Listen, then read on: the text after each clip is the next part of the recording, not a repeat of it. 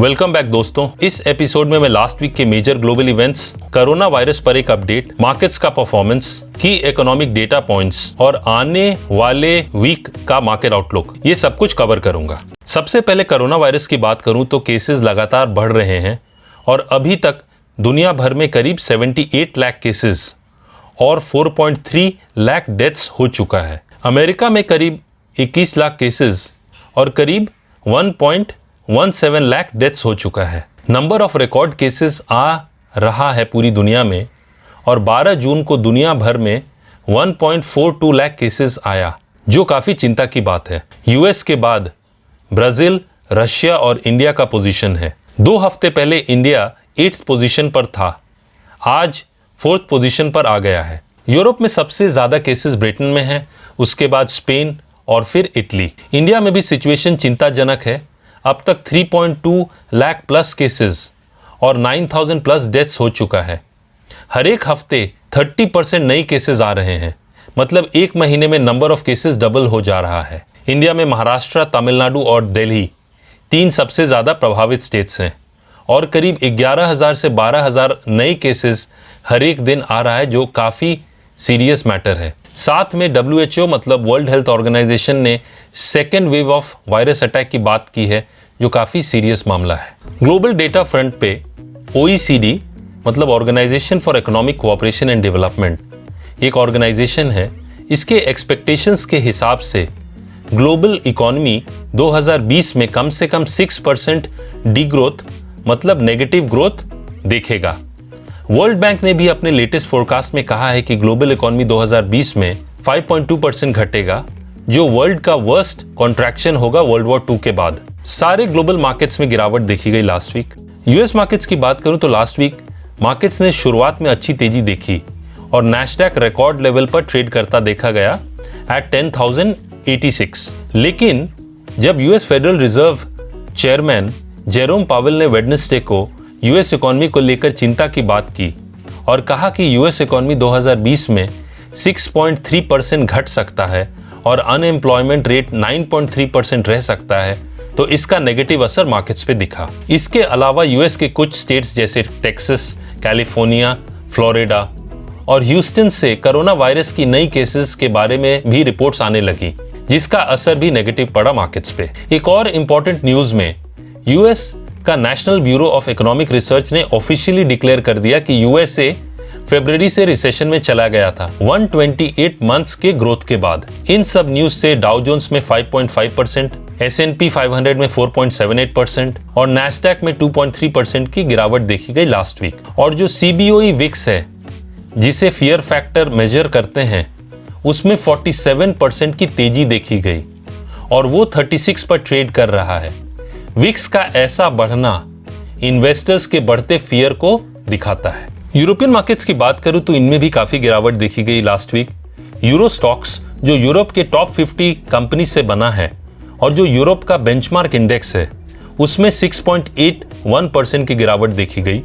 German index डैक्स में 6.99% की, Britain के FTSE 100 में 5.85% की और फ्रांस के CAC 40 में 6.9% की गिरावट देखी गई पिछले हफ्ते। डेटा फ्रंट की बात करूं तो जर्मनी, फ्रांस और इटली, ये तीनों देश रिसेशन में चले गए हैं, मतलब इनकी इकोनॉमी श्रिंक कर रही है, इनकी इकोनॉमी में डीग्रोथ हो रहा है। ब्रिटेन की इकोनॉमी में रिकॉर्ड 24.5% की गिरावट देखी गई अप्रैल के महीने में। साथ साथ यूरोजोन, फ्रांस और जर्मनी का अप्रैल इंडस्ट्रियल प्रोडक्शन में 17.1%, 20.1% और 17.95% की रिकॉर्ड गिरावट देखी गई। तो यूरोप का भी जो इकोनॉमिक डेटा आ रहा है वो काफी नेगेटिव है। एशियन मार्केट्स में भी सेलिंग प्रेशर देखने को मिला लास्ट वीक और जापान के निके में 2.44%, चाइना के शंघाई कॉम्पोजिट में 0.38% और इंडियन इंडाइसेस निफ्टी और सेंसेक्स में करीब 1.5% तक की गिरावट देखी गई।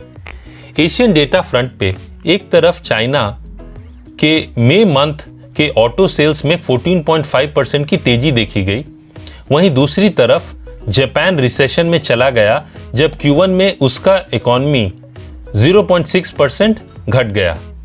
जापान के पार्लियामेंट ने करीब $300 बिलियन का इमरजेंसी बजट अप्रूव किया, जिससे अब तक जापान का टोटल स्टिमुलस पैकेज उसके जीडीपी का ऑलमोस्ट 40% हो गया है, जहां जापान का जीडीपी करीब $5 ट्रिलियन है।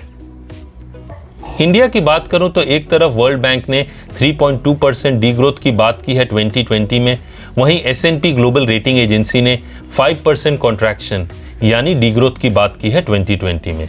इसके अलावा मई ऑटोमोबाइल सेल्स नंबर करीब 87% घट कर आया, जो कोरोना वायरस का क्लियर इंपैक्ट दिखाता है। इंडिया विक्स, जिसे वोलेटिलिटी इंडेक्स या फियर फैक्टर भी कहते हैं, उसमें 7.5% की तेजी देखी गई, जिससे ये पता चलता है कि इन्वेस्टर्स अब कॉशियस हो रहे हैं।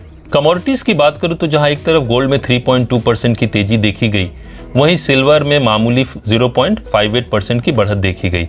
सेफ हेवन डिमांड के कारण गोल्ड में तेजी देखी गई जब कोरोना वायरस के सेकेंड वेव की बात होने लगी।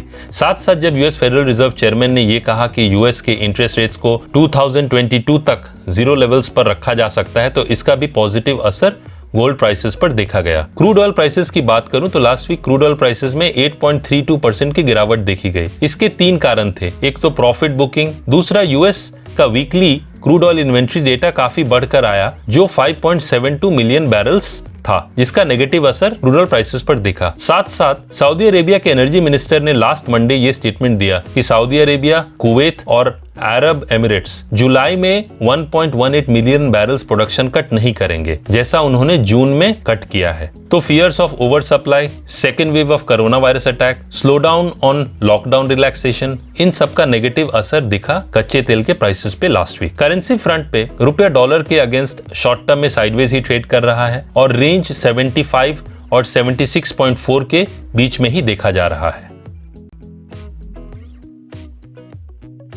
ओवरऑल लास्ट वीक एफआईआईज की 1731 करोड़ की नेट सेलिंग देखी गई, वहीं डीआईआईज ने भी 2000 करोड़ की सेलिंग की। लेकिन जून महीने में अब तक एफआईआईज की 12,195 करोड़ की बाइंग है, जो एक पॉजिटिव ट्रिगर है। मई मंथ में भी एफआईआईज की ओवरऑल बाइंग थी। दूसरा, निफ्टी पुट कॉल रेशियो, जिसे पीसीआर भी कहते हैं, वो 1.45 है। इसे कैलकुलेट करने के लिए total puts divided by total calls का ओपन इंटरेस्ट लिया गया है। ओपन इंटरेस्ट सारे आउटस्टैंडिंग या फिर जो पोजीशंस खड़े हैं उन्हें कहा जाता है। 1.45 पीसीआर का मतलब यह है कि हर एक 2 कॉल्स पर 3 पुट खड़े हैं। पीसीआर को एक कॉन्ट्रेरियन इंडिकेटर मतलब अलग तरीके से भी देखा जाता है। 1.45 का मतलब बुलिश भी हो सकता है। निफ्टी जून सीरीज में मैक्सिमम ओपन इंटरेस्ट 10,000 के कॉल ऑप्शन में और 9,000 के पुट ऑप्शन में देखा जा रहा है। सेक्टोरल परफॉर्मेंस की बात करूं तो last week realty index was the best performer, 1.31% की तेजी देखी गई।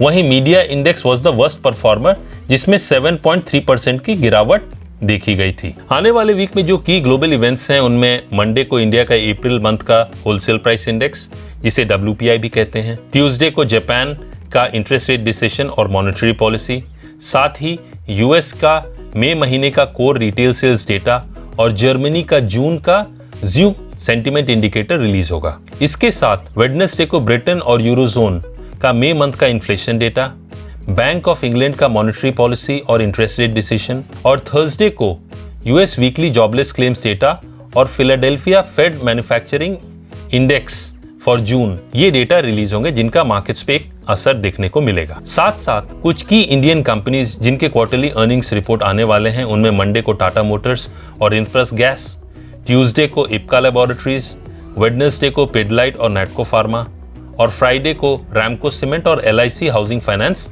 शामिल हैं। इस वीक मार्केट की नजरें global cues, North Korea South Korea tensions, US China trade war, कोविड-19 और लॉकडाउन रिलैक्सेशन प्रोग्रेस पर रहेगी। टेक्निकली इस वीक मार्केट साइडवेज ट्रेड करता दिख रहा है, क्योंकि मेजॉरिटी जो टेक्निकल इंडिकेटर्स हैं वो मिक्स्ड सिग्नल्स दे रहे हैं। निफ्टी का सपोर्ट 9,700 और उसके नीचे 9,500 पर है, वहीं रेजिस्टेंस 10,200 और उसके ऊपर 10,370 पर है। बैंक निफ्टी की बात करूं तो बैंक निफ्टी का सपोर्ट 19,500 और उसके नीचे 18,700 पर है, वहीं रेजिस्टेंस 20,950 और उसके ऊपर 21,800 पर है। आशा करता हूं कि आपको ये एपिसोड पसंद आया होगा। यदि आपका कोई फीडबैक है तो जरूर शेयर करें। Stay safe and trade well. जल्द मिलते हैं, तब तक के लिए अलविदा। Thank you.